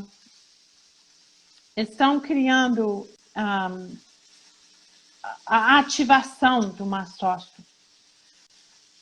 Está me ouvindo? Tô. Ok. Por exemplo, recentemente, Kaline, descobriram que o IgE existe defeitos nesse receptor. E há suspeitos que pode ser esse o problema de criar reações enormes com alguns pacientes que têm IgE para certas coisas. Então, isso pode ser uma causa de alergia, anafilaxia de alergia verdadeira. Então, tem muita coisa ainda para descobrir. Imagino. Isso aí vai dar anos de estudo ainda. 10, 20 anos. É muita coisa para se aprender, para, enfim, estudar, né? Falhou de novo, Lisa. Oi, voltou. Aqui tem uma outra pergunta, Lisa, que fala sobre... Onde foi que eu vi aqui? A questão de como a gente lida com isso, né? A gente meio que falou um pouquinho, mas eu acho que as pessoas querem que você converse um pouquinho mais sobre isso. Como lidar com tanto sintoma no dia a dia, o que a gente ainda pode estar fazendo para tentar melhorar. Ok. E é isso. Vamos colocar isso de forma prática. Primeiro, é importante tentar fazer uma investigação direito com um especialista. Aí, infelizmente, por ter tão poucos médicos que conhecem, é melhor, se essa que é uma das coisas que a Abramastro faz. A gente tenta indicar os médicos para que podemos, criar um registro dos pacientes e 2, para que podemos indicar o médico que vai saber melhor como lidar com o seu caso. Porque dependendo do médico, uns têm mais experiência com a forma sistêmica. Outros têm mais experiência com a forma do SAM. Aí, dependendo do médico, é difícil para eu mandar para uma pessoa só, para todos eles, e achar que vai achar respostas. Temos um grupo pequeno de médicos lá no Hospital das Clínicas do USP, em São Paulo, mas por falta de exames que o serviço lá pode pedir dos pacientes, eu já tive que indicar outros especialistas para tomar a frente da investigação, porque trabalhando com médicos do SUS, há regras do SUS que eles não podem pedir exames que não estão constando na lista de ANS. Então, isso complica muito a situação, porque nenhum dos exames nossos consta no ANS. Então, as mãos dos médicos ficam amarrados e, embora que eles podem investigar a mastocitose sistêmica, com os pacientes de Ehlers-Danlos, eu não posso indicar esses médicos, porque a maioria dos pacientes não vão apresentar um quadro compatível com o que eles estão esperando. Então, isso está me dando trabalho, mas eu prefiro que a pessoa entre em contato comigo pelo e-mail, me manda um pedido para ajuda, que aí eu mando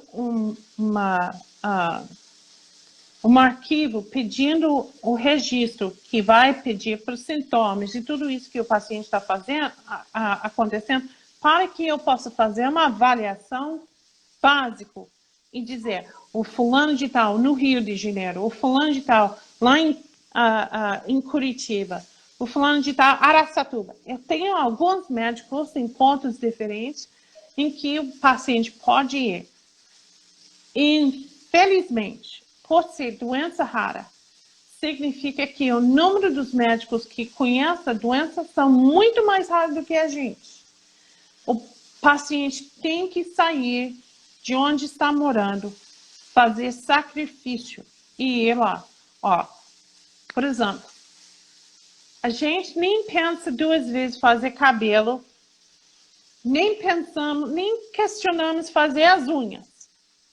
R$20, mão e pé, toda semana. R$20? Está pagando muito barato, Lisa. Bem, na minha cidade... Vem aqui para Brasília para você ver. Pois é, na minha cidade, mas, por exemplo, na Brasília, quanto que custa mão e pé? De 50 a 80 reais. Ok. Imagina, poupando esse dinheiro todo mês. E você vai acumulando o preço de cobrir, o dinheiro para cobrir o preço da consulta médica. Do exame. O cabelo, quanto que custa para fazer luzes do cabelo? Ou fazer... caro. Uns 300 reais. Pois 200, 300 reais.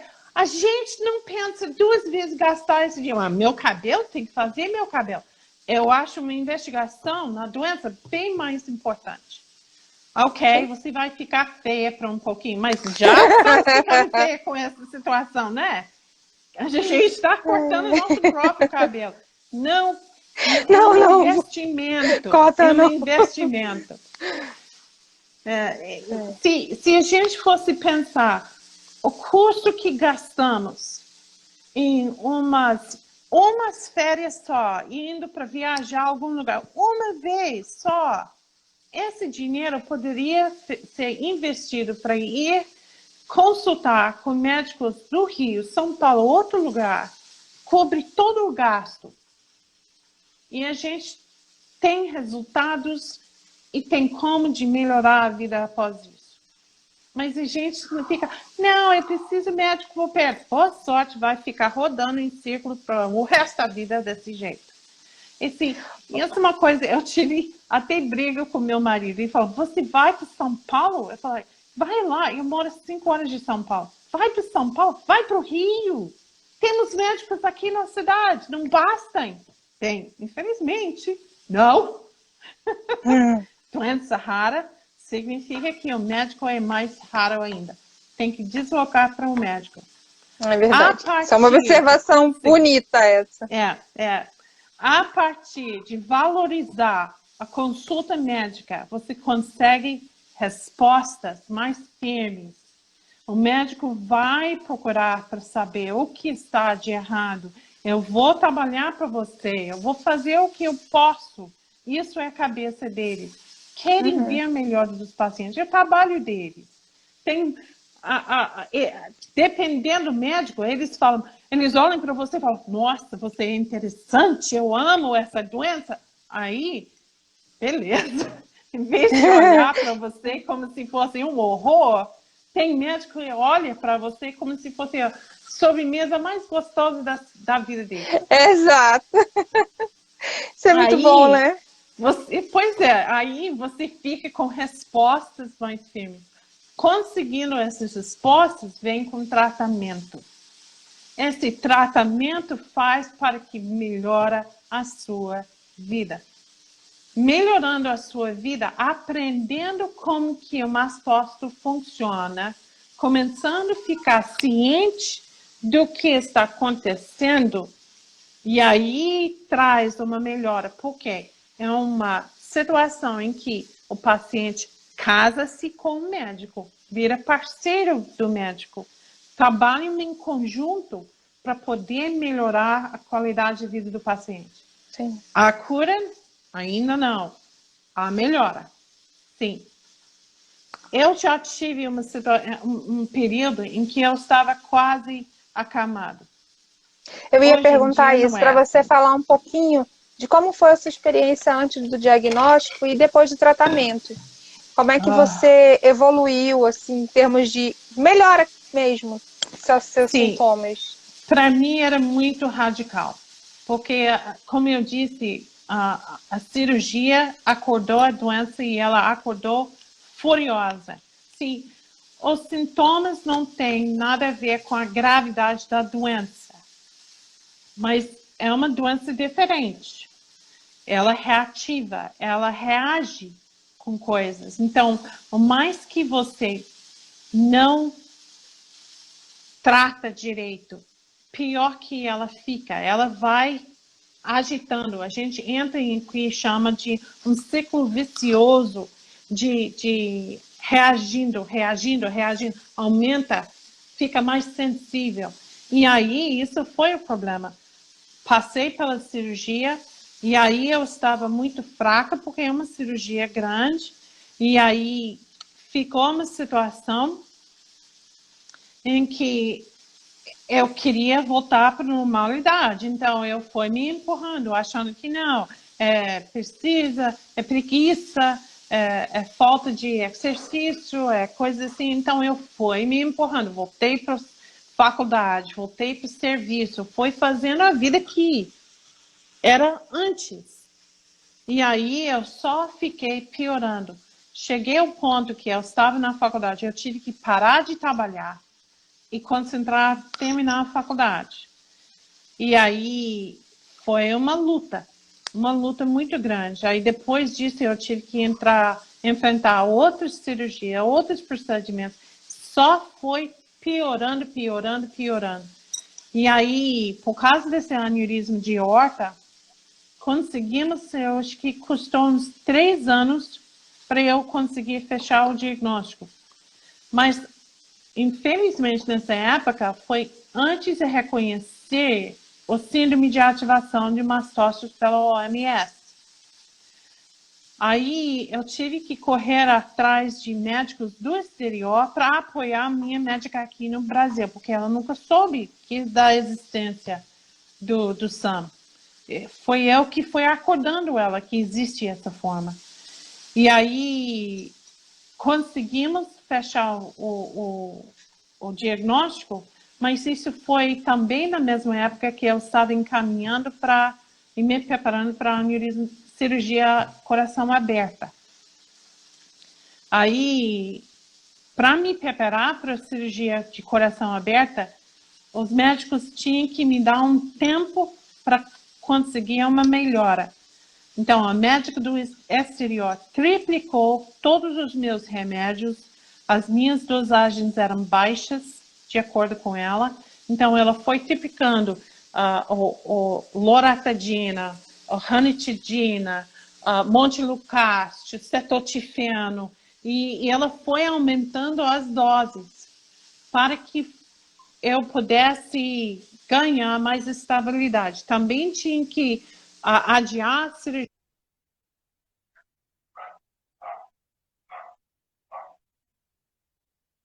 necessário de... A bateria está acabando aí, de novo. Aí foi necessário me afastar não somente de serviço, mas eu também tive que fazer um jeito especial para a faculdade, para que nada estava me impedindo. Então, foi assim que eu tive uma melhora da anafilaxia. Eu estava, naquela época, passando por 3 a 4 crises de anafilaxia por semana e reduziu para uma em cada 3 ou 4 semanas. Melhorou muito, né? Hoje eu aí continuei com esse ritmo alto de anti-histamínicos Medicação. e medicações. E hoje em dia, o ritmo de anafilaxia é uma vez em 5 a 6 meses agora. Reduziu bastante. Mesmo assim, tem que tomar muito cuidado, tem que ficar muito chata de não pode usar perfume, não posso comer aquilo. Hoje eu posso, não, hoje não, amanhã não. Aí dependendo do calor, o frio, os estresses e tudo. É uma samba que a gente joga. É uma dança mesmo. Então, exato. dependendo do clima, dependendo do estresse, dependendo da comida, não posso. Tem dia que posso comer queijo, tem outro dia não posso. Tem dia que posso comer sushi, outro dia não. Então é uma dança. Mas hoje eu tenho uma melhora grande. Então, o tratamento fez com que você tivesse uma certa melhora até com relação às intolerâncias alimentares. Mas é intermitente. Tudo Entendi. é dependente do como é que está indo o seu dia. Você está estável hoje? Então, pode comer alguma coisa que talvez amanhã você não está estável, não pode comer. Vamos dizer, por exemplo, pizza. Todo mundo gosta de pizza. Todo mundo acha pizza ótimo. Eu já tive anafilaxia por causa de pizza. Hoje eu posso comer a maioria das vezes, mas pode ser que o queijo ou o tomate vai desencarregar uma diarreia danada. Então, e aí, nessas horas que eu estou reagindo, eu tenho que aumentar as doses de anti-histamínico. Talvez eu tenha que descansar, talvez eu tenha que tomar um banho para refrescar um pouquinho. Por exemplo, tá vendo? Vermelhou, piorou. Tem vento aqui, desse lado de mim, por causa do ventilador. Mas do outro lado, o fogão tá ligado. Então, o calor do fogão é um fator. Isso vai me dar uma dor de cabeça. Além disso, eu vou ter que tomar uma dose extra de anti-histamínico. Isso. Caramba. A minha médica falou, você toma anti-histamínico igual tic-tac, mas eu tenho que tomar, porque tem que me manter estável. Então, significa doses extras. Entendi. Ô, Lisa, você tinha muita fadiga? Muito, ainda. Ainda tem? Tem dia que eu posso dormir 12 a 15 horas, direto. Mas isso tem relacionado... Você toma muito anti-histamínico, né? Cetirizina dá sono. Mas isso não tem relação com o sono? Não. Isso com o antialérgico, é fadiga? Os tipos de anti-histamínico que eu tomo não dão sono. Loratadina, Allegra, eles não tem costume de dar sono. E o cetotifiano dá, mas eu não sinto mais esse efeito dele. Ele não me dá sono mais. Então, o fadiguez é, sem dúvida, vindo dos mediadores. Porque quando você considera mediadores como TNF-alfa, como prostaglandinas, esses são mediadores inflamatórios. Então, eles criam uma situação, além do fato do gasto do mastócito e a energia que ele consome para restaurar. Então, tudo isso é fator. Isso não melhorou com o tratamento? A fadiga não melhorou? Ou melhorou?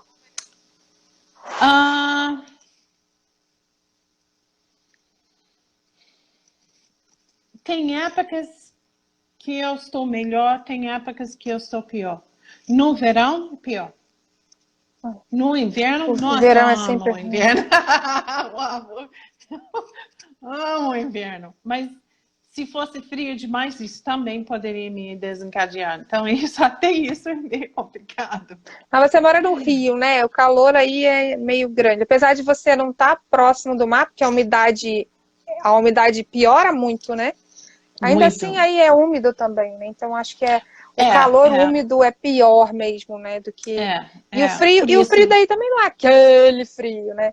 Mas o frio intenso também pode piorar, né? A síndrome de pode. ativação, Eu né? já fui desencadeada por frio intenso, por não ter sido agasalhado o suficiente.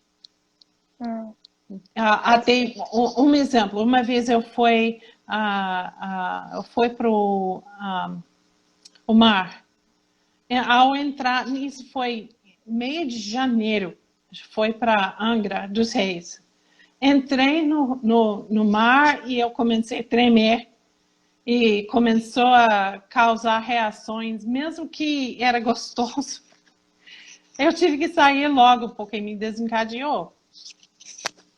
A água era fria demais para eu aguentar. E não era uma fria. Água de piscina, tem que tomar cuidado. No verão, tem que ser um calor danado para eu aguentar não ter o registro ligado no chuveiro. Esse que é o problema. O mastócito, ele gosta de equilíbrio. Qualquer coisa que tira ele de equilíbrio vai fazer ele reagir. Seja desidratação, seja falta de sono, seja falta de energia, seja falta, se está com fome, você não come na hora certa. Tudo que tira ele de equilíbrio vai fazer ele desgranular, vai fazer ele reagir. E aí, por isso que você disse que muitas das coisas do Ehlers-Danlos não sabia se era ação ou se era Ehlers-Danlos, porque, na verdade, isso tudo que a gente está falando aqui também desencadeia sintomas, por exemplo, de desautonomia, e aí, assim, a SAM também desencadeia desautonomia, então é uma balança ainda que a gente não sabe muito bem, né? Essa aqui também, Kaline, um desafio para o paciente. Tem uma defesa humana, psicológica, em que a gente quer manter ignorante de alguma coisa. Eu não quero saber, faz favor, eu não quero saber, isso me assusta. É uma defesa. Mas, nessas doenças, a gente não pode ser ignorante. No sentido, eu sei que o uso da palavra ignorante em português difere de inglês. Temos a mesma palavra, mas o uso dela é diferente. Em inglês, a palavra ignorante não significa alguém que é grosso. Significa que é alguém que não sabe nada. Aí os dois viram ser parecidos porque alguém que não sabe nada vai ser uma pessoa grossa, age de uma forma grossa. Mas uma pessoa que não quer saber vai ficar sem saber. Essa ignorância nossa de entender como que a doença funciona piora a situação. Obrigação do paciente dessas doenças entender como a doença funciona. A gente tem que identificar os mecanismos, o que está me desencadeando. O que é que me ativou dessa vez? Por que me ativou? O que aconteceu quando me ativou? A gente tem que entender a doença. É obrigação do paciente entender. Ele não pode esconder atrás. Eu não quero saber. Quem acha vai... não, eu tenho medo de que... Quem acha vai descobrir o que está a causa. E tem como tratar, então. Ignorância não é desculpa. Não querer saber, se você fica com problemas, é porque você não queria saber. É obrigação do paciente estudar a sua doença e entender como ela funciona. Principalmente quando você tem uma doença rara, né? Eu acho que quando você tem uma doença rara e você é uma pessoa É a que nossa vai sem, defesa. né, vai ter que ser atendido por outros médicos que não seu, né, você tem que ter algum tipo de conhecimento para poder estar orientando, né, Não, o isso próprio médico, até... olha, isso eu não posso, isso eu posso, se fizer isso pode Não, dar isso. mas eu não posso dizer quantos médicos já me perguntaram, será que você pode tomar isso? É complicado, mas eu tenho que ter uma resposta. Se já tem casos em que pacientes, há um caso de morte de uma criança, que isso foi anos atrás, e a criança estava de Piauí. E nesse caso, porque a Piauí é uma área muito quente, a criança Muito. recém-nascido estava com crise de diarreia. Esse foi, sem dúvida, o caso foi uma criança que os pais levaram ao posto e o médico que não tinha acesso à internet naquela época, isso foi anos atrás, receitou a injeção de algum tipo de remédio para parar a diarreia. Dentro de 1 hora, a criança estava morta. Não era realmente, eu não posso culpar o médico nesse ponto, porque ele não teve recurso suficiente. Além disso, os pais têm responsabilidade, a gente tem responsabilidade. A vida é nossa. Sim. A doença, a responsabilidade da vida é nossa. Não podemos aceitar um médico dizer, você tem que usar isso porque tem que usar. Pronto, acabou. A gente tem direito de questionar, doutor, você conhece a minha doença? Você entende o que é possível? Por isso que a Abramastro a gente está sempre colocando avisos, colocando informação, porque o paciente tem direito de entender os perigos da doença e como se proteger. Informação, eu sou pedagoga, informação é libertador, ele é Isso é verdade. defensor do paciente. O paciente que entende doença perde o medo, porque ele tem como se defender.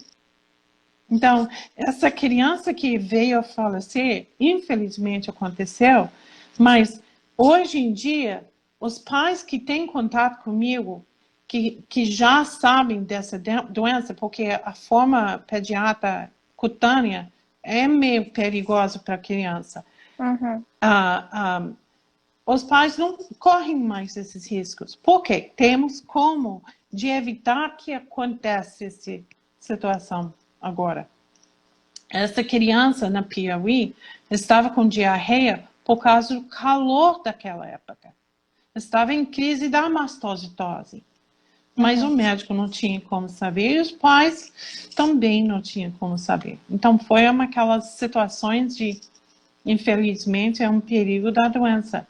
Sim. Mas sendo informado, educando-se da sua doença, tem defesa.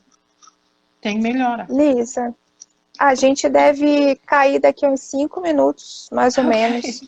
Daí eu queria ver com você, se você quer deixar algum recado, se você quer falar alguma coisa. Eu vou só aproveitar um instantinho, a gente vai ter outra live falando sobre a síndrome de ativação mastocitária, vai Kaline, ser com se a você doutora quiser- Ana Mosca. Ok. Se você quiser distribuir o meu e-mail da Abramasso, estou muito afim de ajudar a responder. Nós temos um grupo de apoio não só de Abramasso, mas também para mastocitose, mas também de Ehlers-Danlos, chamado SED-SAM, lá no Facebook. Então, tem como de responder Esse as grupo perguntas que não tive SED-SAM como é aqui. você que coordena também? Yeah. Você tem Por trabalho, Lisa. enquanto, a maioria do trabalho sou eu. Mas é porque a Abramasso tem só 6, 7 anos de existência. Então, é um trabalho longo, de longo prazo. Então, é por isso. Mas eu tenho um benefício, o fato que eu posso ler inglês. Inglês é minha língua mãe. Isso me deu uma oportunidade para poder ler a informação e me educar com outros pacientes. É por isso que eu formei os grupos, porque eu vi que grupo de apoio é chave. Não tem saída, o paciente tem que ter respostas, e se o médico não tem o tempo disponível, então os pacientes que conhecem as suas doenças têm até uma responsabilidade de ajudar os outros a aprenderem. Sim. Educação é chave. Educação é a chave para tudo no mundo, né, Lisa? Você que é pedagoga, sabe disso, sabe da importância da educação para a vida, enfim. Eu acho que faz muita diferença, como você falou, né, o paciente entender a doença, não só para ele educar o outro médico, mas também para se cuidar melhor, né? Sim. E aí, só para finalizar, eu deixo você continuar. Então, vai ter uma outra live sobre síndrome de ativação mastocytária com a doutora Ana Mosca, dia 28, se não me falha a memória, às 11 horas da manhã. Foi indicação da Lisa, e ela é dermatologista pediátrica, se eu não me engano, e ela, por acaso, eu já tinha encaminhado alguns pacientes para ela, porque ela atendia no Menino Jesus e eu trabalhava na rede pública, então a gente encaminhou alguns pacientes para ela. Ótimo. Eu só não lembrava, mas eu já lembrei o nome depois de um tempo. Pode continuar, Lisa, você pode finalizar. Aliás, Lisa, eu queria só agradecer Antes disso, eu queria muito, muito, muito te agradecer por ter disponibilizado esse tempo. Grande viu? prazer, de verdade, foi ótimo, esclarecedor para muita, muita gente. Você é uma gracinha, né? E tô aqui sempre que precisar, eu tô super disponível. Já falei para você, meu telefone é público, pode passar para quem você quiser, tá bom? Agora pode finalizar, fica à vontade. Não, eu te agradeço, eu agradeço vocês, todos que entraram. É uma oportunidade grande para poder ajudar outros e divulgar uma situação que, sabe, uma coisa que me irrita demais é a gente sofrendo em silêncio sem respostas. Se a gente fosse entender o tamanho do poder que temos em mãos de mudar a situação, não tem que ser assim. É uma questão de correr atrás, tem respostas. Então, eu agradeço essa oportunidade, porque eu acredito que vamos ter mais respostas para gente que não sabia que tinha resposta. Então, muito obrigada. Exatamente. A gente vai... Inclusive, a live fica disponível, a gente está conseguindo baixar. Então, a gente pode conseguir, de repente, distribuir, ver se médicos vêm assistir também, profissionais de saúde que têm, né, uma atuação, ou que estejam trabalhando com pessoas com síndrome de Ehlers-Danlos, de forma que possa esclarecer um pouco algumas dúvidas também. Eu acho importante. Né, aí parte aí da divulgação de nós mesmos, né? Exatamente. E é um papel muito importante. Kaline, talvez muito obrigada pelo trabalho excelente que você está fazendo. Parabéns. Bonito. Obrigada, Lisa. Você também, viu? É um trabalho duro, mas vale a pena. Em conjuntos, a gente faz muita coisa. Verdade. Exatamente. Lisa, um beijão para você. Beijo até mais. Até a próxima, Lisa. Ok. Tchau.